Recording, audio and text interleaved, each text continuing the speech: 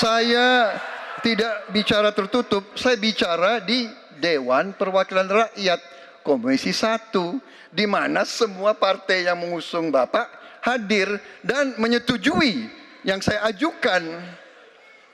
Jadi, dan juga sekarang waktunya nggak ada. Jadi saya mengundang kita bicara terbuka. Terbuka, silakan. Tapi saya ingatkan, Bapak cinta atau tidak dengan negara ini? Masa kita mau buka semua kekurangan kita, semua masalah kita buka di depan umum? Apakah itu pantas? Di negara yang baik, di negara maju, masalah rahasia ada, Profesor. Jadi bohong, saya tidak minta tertutup. Saya terbuka, Komisi DPR terbuka. Kita lihat agak panas ya, Nahila. Tadi membahas bagaimana terkait dengan anggaran ya. Ya. Dan ya kalau kita lihat bersama memang ini banyak, memang harus ada cross check dengan data. Betul. Pastinya seperti apa. Ya, nah ini Capres nomor urut 2 Prabowo Subianto membantah seluruh data yang disampaikan Anies dan Ganjar Pranowo perihal anggaran Kementerian Pertahanan katanya.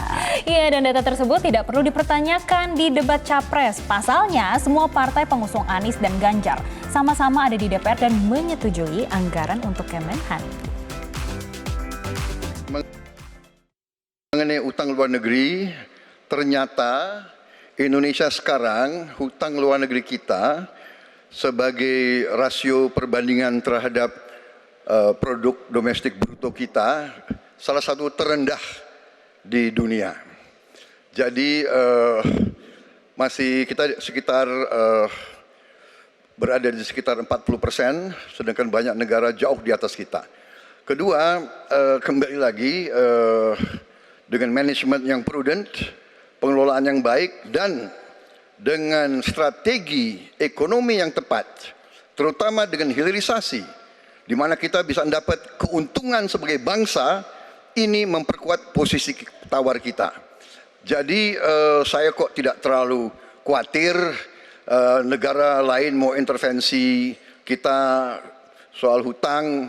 Kita sangat-sangat dihormati, kita tidak pernah default. Sebaiknya disebutkan berapa persentase yang ideal, Pak, untuk kita di Indonesia. Kalau hanya mengatakan bahwa kita termasuk yang terbaik, berapa angkanya? Menurut hemat kami, kita harus bisa mencapai maksimal angka 30% dari GDP. Sehingga kita aman di situ, di bawah 30%. Dan itu caranya apa? Dengan satu, menata hutangnya, yang kedua memperbesar GDP-nya.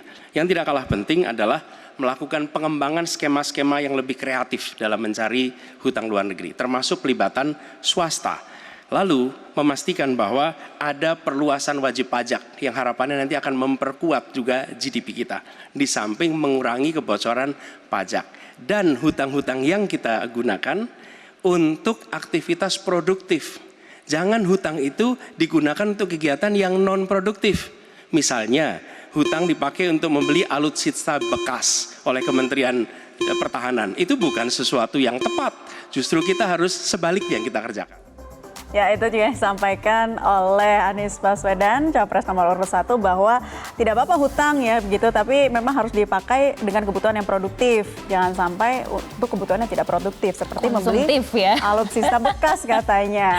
Iya, memang tadi kita juga menyaksikan, ini Prabowo menyampaikan presentasi utang Indonesia ini sekitar 40% dari PDB atau produk domestik bruto. Dan kalau banyak negara di kawasan ASEAN ini ternyata di atas 40%. Tapi tadi saya sempat baca-baca sedikit sih, ini terkait data dari IMF.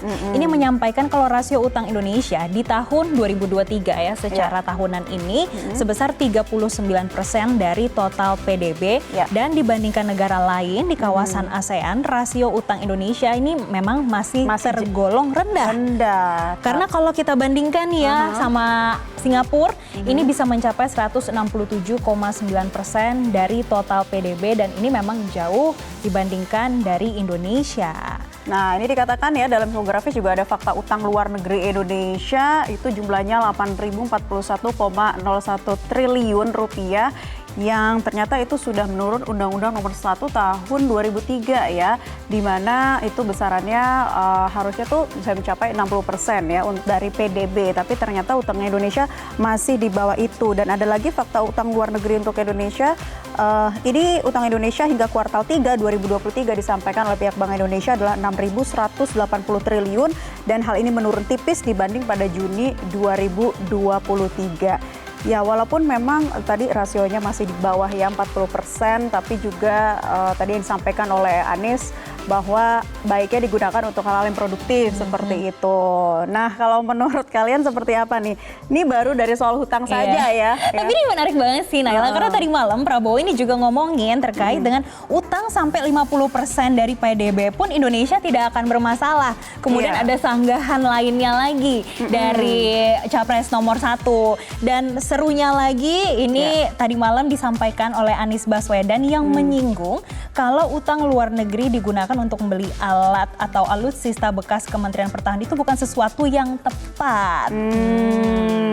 Nah, itu dia tadi ya. Terus kita membahas lagi terkait kesejahteraan TNI, Polri, ASN yang juga disinggung oleh Capres nomor urut 1 Anies Baswedan yang mengatakan bahwa dari sisi kebijakan menurutnya di era Presiden Joko Widodo ini lebih parah karena di era SBY terjadi kenaikan gaji 9 kali. Ternyata di era ini, era Jokowi hanya 3 kali gaji naik ya, dan juga bersama dengan tahun ini karena mungkin pemilu seperti itu. Faktanya memang terkait kesejahteraan TNI, Polri, dan ASN di zaman SBY itu mengalami sejumlah kenaikan sampai 9 kali kenaikan yang juga jumlah tingginya itu datanya bisa kita tampilkan ini mencapai 20% di tahun 2008 ya. Jadi tuh naiknya cukup signifikan dari 6%, 15%, 20%, turunnya sedikit 15%, 5%, dan sempat 10% pada 2011-2012, kemudian 7% dan terakhir 6%. Coba nih Jess, kita bandingkan dengan yang di era Presiden Joko Widodo. Ternyata kenaikannya hanya 3 kali, tuh yang warna merah ya.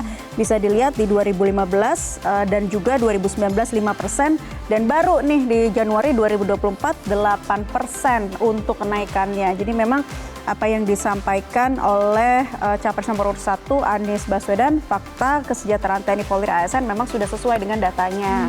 Oke, itu ya tadi terkait dengan beberapa hal yang disampaikan oleh pasangan nomor 1, 2, dan 3 dalam debat Capres tadi malam ya. Ya, dan selain adu visi, misi, ide, dan gagasan, debat juga diwarnai dengan beberapa paparan data dan fakta. Benarkah data dan fakta yang disodorkan para Capres tadi malam? Karena redaksi medcom.id ini merangkum dan menggalinya. Apa saja? Berikut ini diantaranya. Ini tadi yang sudah disampaikan oleh Naila ya, ini terkait dengan gaji TNI di era SBY yang naiknya 9 kali.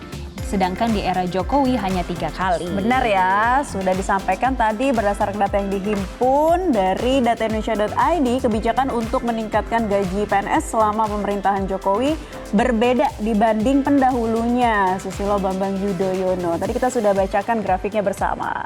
Kemudian apa lagi yang menarik? Kita lihat ada grafik dan fakta lainnya. Nah, yang kedua ini adalah tidak ada terorisme.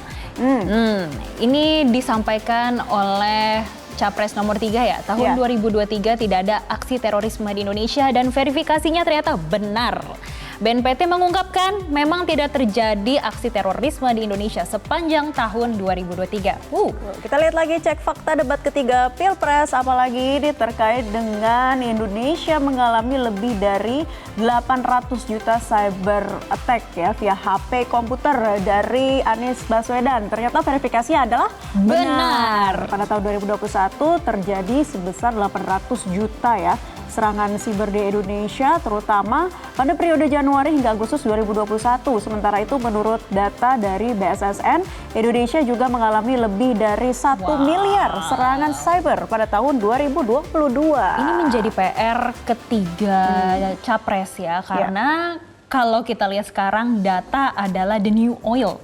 Ini adalah salah satu komoditas yang paling penting dan ini perlu dipikirkan ke depannya. Mengingat Indonesia memiliki pasar yang sangat besar dan kalau kebocoran data ini terjadi, potensinya ini waduh, sangat dari berbahaya. Sisi ekonomi, politik bahaya banget nih. Oke, kita lihat lagi selanjutnya.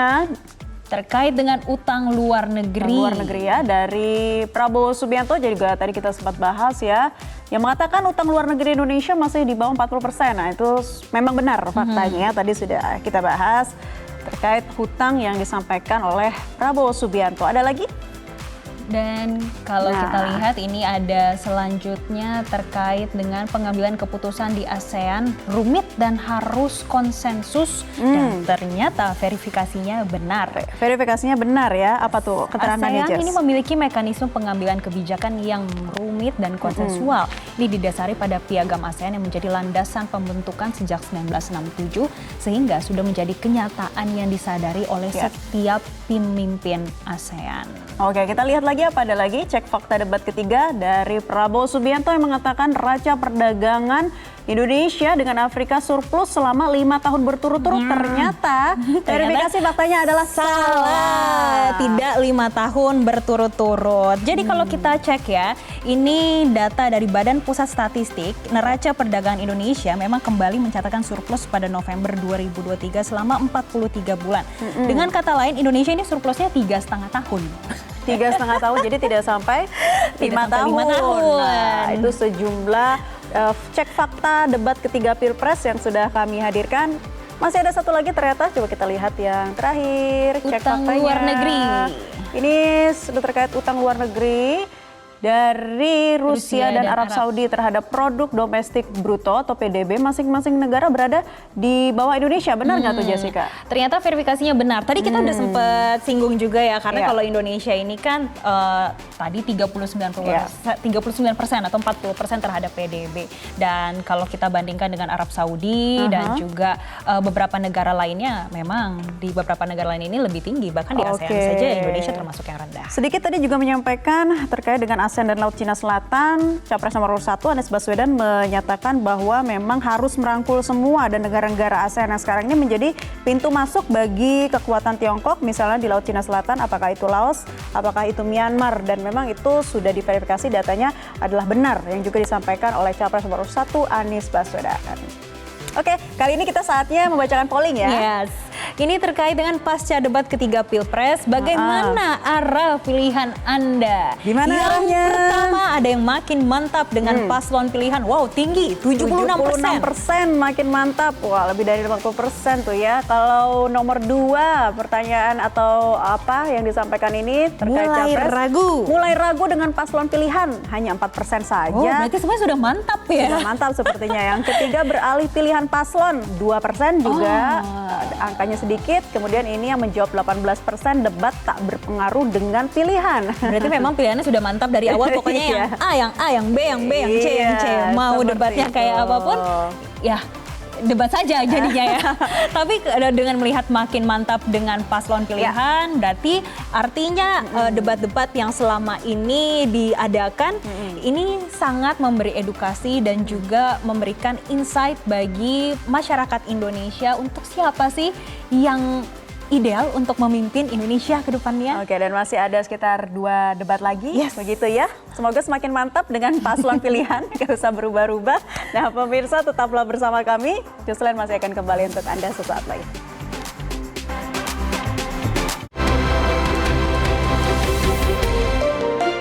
Jelajahi cara baru mendapatkan informasi. Download Metro TV Extend sekarang.